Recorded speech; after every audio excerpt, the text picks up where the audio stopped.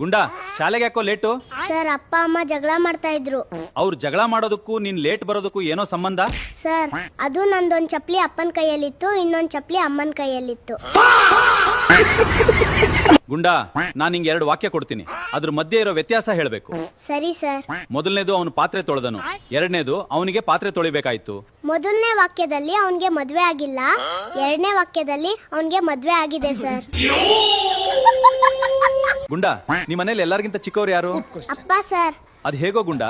ಯಾಕಂದ್ರೆ ಅಪ್ಪ ಇನ್ನೂ ಅಮ್ಮನ ಜೊತೆನೆ ಮಲಗ್ತಾರ ಸರ್.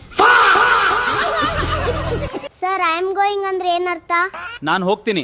ಸರ್ ಹೇಳಿ ಸರ್ ಪ್ಲೀಸ್. ನಾನ್ ಹೋಗ್ತೀನಿ ಅಂತ ಹೇಳ್ದೆ ತಾನೆ? ಅಯ್ಯೋ ಸರ್, ಅದೆಂಗ್ ಹೋಗ್ತೀರಾ? ಉತ್ತರ ಹೇಳ್ದೆ ನಾನ್ ನಿಮ್ಗೆ ಹೋಗೋಕ್ ಬಿಡಲ್ಲ. 1 ರಿಂದ 10 ಹೇಳೋ ಗುಂಡಾ. 1 2 4 5 6 7 8 9 10.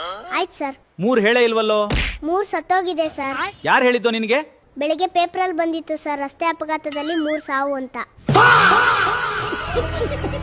ಮಾರ್ಕ್ಸ್ ಕಾರ್ಡ್ ನಲ್ಲಿ ಮಾರ್ಕ್ಸ್ ಯಾಕೋ ತಿದ್ದಿದ್ಯಾ ಗುಂಡಾ? ಸರ್, ನೀವೇ ಹೇಳಿದ್ರಲ್ಲ ನಮ್ ತಪ್ಪನ್ನ ನಾವೇ ತಿದ್ಕೋಬೇಕು ಅಂತ. ಹಲ್ಲಿ ಎಂತಹ ಪ್ರಾಣಿ ಗುಂಡಾ?